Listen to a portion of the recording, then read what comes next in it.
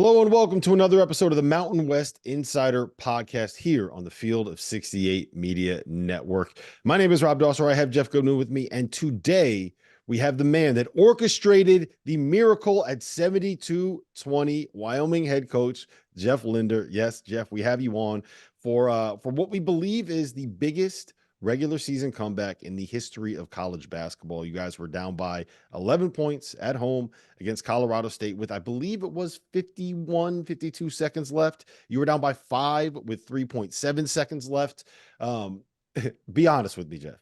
At what point did you actually believe that you had a chance to win this game? Well, if I was like some coaches who would just, want to make themselves look really good and say, hey, you know what? We practice those situations every day in practice. And so, you know what? Maybe I'll just say, we practice every day being down 11 with a minute left. And we had all those situations planned out, but I would be lying. I mean, at some point it was basically, we were just spitballing. But, for us, I'm sitting there looking up with about a minute 30 left. I'm seeing something at 7,000 people, a really good crowd, and people are starting to leave. And I'm thinking, man, now we got to turn around and go play Air Force on Tuesday, which is like going to the dentist office. And lo and behold, luckily for my guys, I mean, it's good to have a little bit of delusion. And you know what? We just kept coming down. We kept scoring, and everything that could have went wrong for Colorado State went wrong. Everything that could have gone right for us went right. I mean, how many times when you try to miss a free throw on purpose do you ever get the ball, let alone getting it twice? And so they said there was a lot of things, and you know what, over all the things, all the bad luck I've had over the last year, I mean, I'll take all the luck that I can get. Yeah, you definitely deserve some good luck on that one after the injury bad luck you've had over the last year or so. Kind of take me through it a little bit, because again, I think, like, what do you remember about it? Kind of go through the play-by-play if you can, because again, it's just so like irrational to think that everything could happen this way and you could pull off the win. Start with kind of, again, a minute and change left and what happened. Well, and especially when you're going up against a top 25 team in Colorado State who has a really good coach, and then you have one of the best point guards in the country on the floor in Isaiah Stevens. And so we're down 11, side OB. I mean, we're just trying to get a quick basket. Mason Walters with 51 seconds makes a quick 2.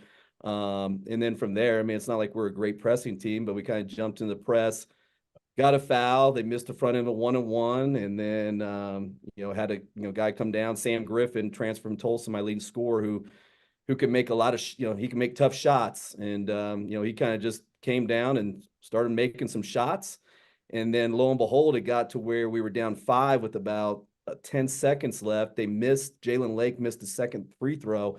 And he comes down, we're coming down the left side of the floor, and he shoots, shot fakes. Jalen Lake kind of jumps into him. They call the foul. Now, whether they called the foul thinking, like, there's no chance this game's going to, there's no way Wyoming's going to win this game. And lo and behold, Sam Griffin makes the first. And then the big thing was, if he doesn't make the second, we're in big trouble. Yeah. And so his second shot rims and goes in, which I thought was going out. So then now we set up to where, let's miss it, and we miss it, and Mason Walters ends up getting fouled on the rebound. And so now there's 2.8 seconds left. And so then now he goes to the foul line. We're down 3. So he makes the front end. And then now we get the second one. We're going to miss it again on purpose. And lo and behold, the ball gets tipped out of bounds under the baseline OB. So now it's our ball down 2 with 1.4 seconds left. We don't have a timeout. Luckily, they had to go to the monitor to review. So then I could draw up the play, which our play was called Fargo, which, to be honest with you, if I would have called out Fargo during the game, half my guys wouldn't have remembered what Fargo was. So luckily, I was able to draw up Fargo, which, our guys can't know. Jamestown's too hard to say where Mason Walters is from. And so we just call it Fargo, since it's a lot easier to say. And so then we get the ball, and so then now Colorado State kind of sees, okay, what are we doing? And so then they call timeout. And then I thought they were going to put Cartier in to kind of protect the rim, and they left Joel Scott in, who's a little bit smaller. And we were able to just, get a quick 2, because in those situations, trying to get a 3 when teams are switching, I mean, it's hard. And so for me, I was like, hey, I know based off of kind of our personnel, we can get this shot. Luckily, we made it. We go to overtime, and then overtime we're down 2 with 30 seconds left. Mhm. And Aquel Cott, first team Division II All-American from Fort Lewis, who's made 2-game winners so far in conference against San Jose at the buzzer and Fresno at the buzzer. We come out of a timeout and say, hey, whatever we need to do, let's just switch and get Isaiah Stevens on him, because we can get a little bit smaller guy that he can get over the top of. And then he just kind of danced with the ball and went up, shot, made the 3, got fouled. Now we're up 2, and the rest is history. Jeff, I want to ask you about Aquel and about Mason, because I think one of the things that we've seen in Division One overall, but especially the Mountain West, is that guys that are coming in from not the Division One level, from lower level, that have been really productive and really talented players. You mentioned Mason Walters, NAIA Player of the Year, Aquel Cott, All-American at the D2 level. We see some guys on Colorado State. Creighton had a player from the Division Two All-American that transferred in a couple years ago. Ryan Hawkins was really good. Oh yeah, good buddy of mine from Northwest Missouri. Ryan Hawkins was really good in the Big East. Yeah, so there's a lot of players from that level that are coming in and having success. Why do you think that is? Well, I mean, I think in all things, like for me, having played at the Division II level, coached at the junior college level, Division II level, I think people get misconstrued. Like if you're a good player, you're a good player. And at Division I level with 3,000 teams and how many players, like there's a lot of bad Division I players, a lot of guys that have no clue how to play basketball. And if you're a really good Division II player, or even the case of NAIA, and you kind of check certain boxes in terms of your skill level and your ability to process, which I think the biggest thing right now in college basketball with the transfer portal and just no continuity is that, there's a lot of dumb teams out there. And so if you can find some guys that can actually process the game, that can actually pass, handle, and shoot, that have been in games at the Division II and NAI level where they're playing in meaningful games and they actually care about their teammates.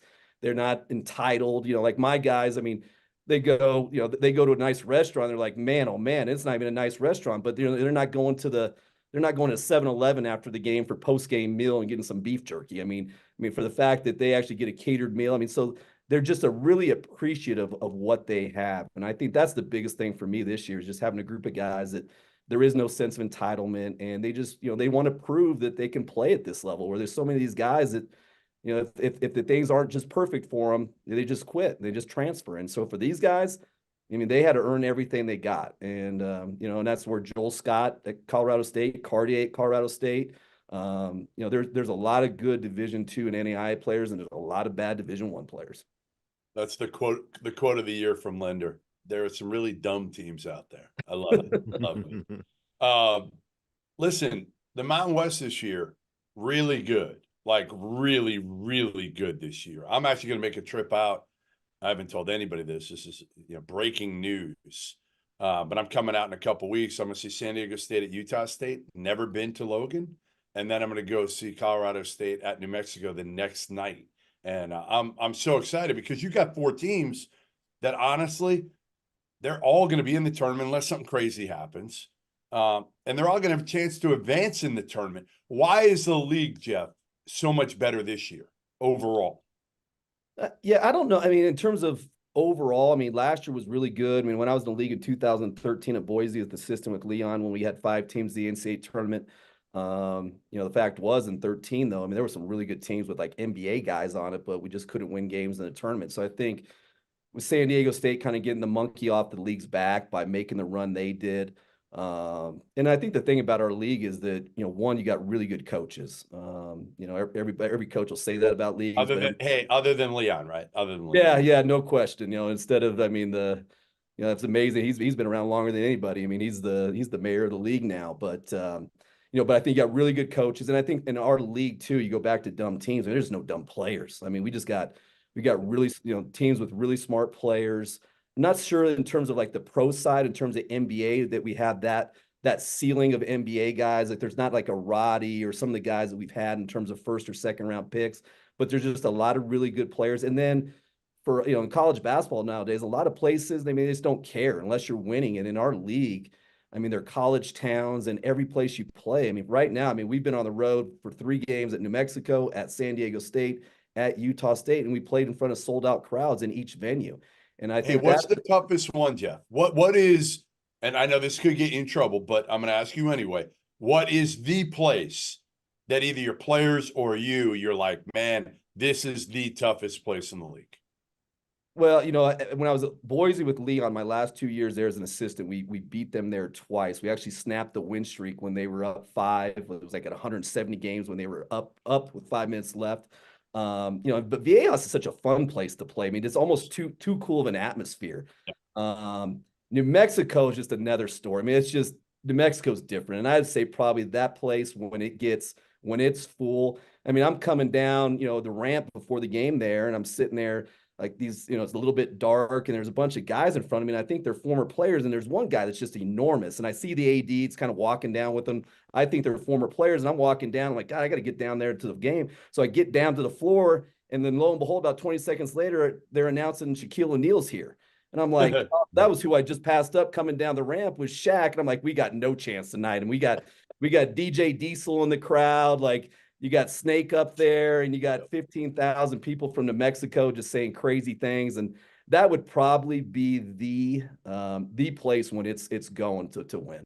Well, the thing that's great about the Mountain West is that, and I feel like I'm repeating this over and over again, but you can say that about probably like 5, 6, 7, 8 different venues in the conference. I'm sure there are people that say when you have to go to Laramie, Wyoming, and get out there and deal with the cold in Laramie, Wyoming, and deal with the 7,220 feet altitude. 7,220. I mean, people think when they're coming to Laramie, they think like they're going to Nome, Alaska or Siberia. And it's like, at the end of the day, I mean, it's 2 interstates to get here. It's I-25, it's I-80. We're an hour and 40 minutes from the airport. It's amazing how it just gets into people's heads. I told Dutch, at the conference meetings, I'm like, your only motivation for getting to the Final Four was that you could go tell the conference then you don't have to come play at Laramie this year. And so lo and behold, guess who doesn't come to Laramie? San Diego State. So. Well, hey, look, hold on. I got a story about that, about not coming to Laramie. So in 2012, okay, when I was still running a website called Ballin' is the Habit, I was supposed to go to Laramie. All right. We did a road trip for 21 days where we started in DC. We went through Kentucky. We went through Louisville. We went up to like Marquette. We saw Wisconsin. We went down. We saw Missouri, and we end up in Kansas. Right. And I don't think, where were you at the time? You were, I think, an assistant at Boise State. Yep. There was a snowstorm when San Diego State, it was the year after Kawhi was there. And there was a snowstorm that canceled their flight out so that they couldn't get out until like 2 hours before the game was supposed to tip off. And I wanted to make the drive from Lawrence to Laramie overnight through the snowstorm. And the guy that I was with, he said, no. He said, it's not safe. It's 11 and a half hours. We're not doing the drive. So that's what I've never been to Laramie, but I was supposed to be there the same time as San Diego State, and I never showed up either. No, and it's a place too where, I mean, the fact that when I got the job right when COVID hit March of 2020 and had 3 players, and I'm sitting there thinking, okay, well, how are we going to get a team?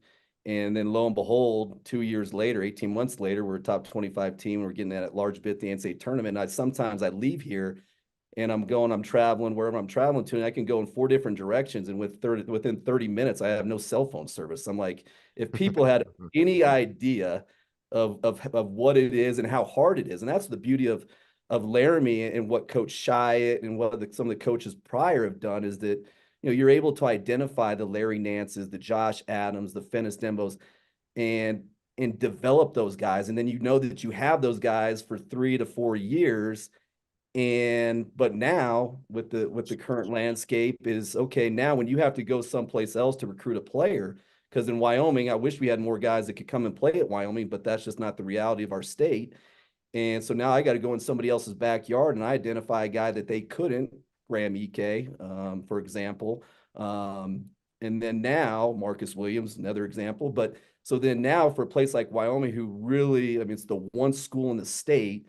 And when you really do a good job of identifying these guys, and then that's the sad reality of it, is that you can't keep these guys around. And so with that being said, you know what? It is what it is. No one's going to feel sorry for you. And that's for us right now. I mean, I'm like the Undertaker. I mean, coming out of the casket when people thought I was written off for dead. And lo and behold, we did a really good job knowing that, I've been at different levels. I mean, I was at Midland Junior College with Grant McCaslin back in the day. You know what you had to do at the junior college level? You had to put together a new team every single year. The Division II level, that's what it was. And luckily we put together some good pieces, and Mason Walters didn't play the first 10 games, but our non-conference schedule would have been better. But I think, we're starting to gel at the right time, and we got a chance to be a pretty good team. How much now? I mean, because Wyoming's the only game in town and in the state, NIL wise, what's it like for you? I mean, obviously, we know other programs have a lot more in terms of resources, right? San Diego State's high major, New Mexico is probably high major. Because you're the only game in town, does that help you a little bit with NIL, or is it still really difficult because you don't have, the big money people, ready to kind of throw money around for NIL? Yeah, I mean, it's and to get what's true and what's not true from anybody. I mean, as we well know right now, I mean, but I just know this. I mean, the fact that we are the one 4-year school in the state, I mean, that's what people don't realize. I mean, Alaska has 2 4-year universities. We have one. I mean, there's no other 4-year school. We are the University of Wyoming, the flagship program. But, there's certain places, and, just like this country right now, I mean, there's states that get it, there's states that don't. And, our people, I said, I mean, they value your education. They value being at the University of Wyoming. And for us, do we have a little bit of money? Yeah, but I mean, we're not going to be able to keep, if Graham Ike is being offered the money that he was being offered, some of the other guys, Hunter Maldonado is a dinosaur. I mean, those guys don't exist anymore, where, he actually wanted to build a legacy. He could have very easily have left last year and taken 6 figures at a lot of different places. But it's just the reality of it. And so for us, yeah, we could sit here and complain that we don't have the money that a lot of teams in our league don't have. And it's not good right now based off the current landscape. Because as you guys well know, I mean, you got to have a certain level of talent to compete. And if you're not basically paying to play, paying players, which is what it is. I mean, NIL is not NIL, as we well know. And so, for us here, we'll try to do some things, but it's not going to be to where, hey, if somebody else wants to come in the case of Graham Ike, which was happening all year long for 2 years, really, behind the scenes and all the BS that goes on. But hey, I can't blame Graham Ike. If somebody wants to offer him $500,000-$600,000, I mean, that's life-changing money. I mean, Graham Ike could get hurt tomorrow, and then like, okay, well, what happens? And so I can't blame him. But at the same time, that's where you kind of have to get over, and I had to get over just knowing what it is and knowing what it is in our league. And you can sit there and you can complain and bitch about it all day long. Well, it's not going to change. And so can we just find a way to be as good as we can be and put together the best team we can be, knowing that there's a lot of dysfunctional teams out there because of NIL. And Billy Donovan once said, never underestimate how screwed up the other team is. Well, listen, Jeff, we appreciate the time. It was great to get insight on how to orchestrate a comeback from 11 points down in 50 seconds. What we're going to do is we're going to take this and we're going to turn it into an educational video, and we're going to put it out there for all the coaches that find themselves down by double digits with less than a minute left, so they can find a way to win it. We'll give you a cut of the profits. We're all going to become millionaires because every coach in the country wants to find out how to win down by 11 with 50 seconds left. Hey, we'll just turn that into an NIL deal. There you go. Thanks, Jeff. Thank Appreciate you, it, man. guys. Be good. Thank you.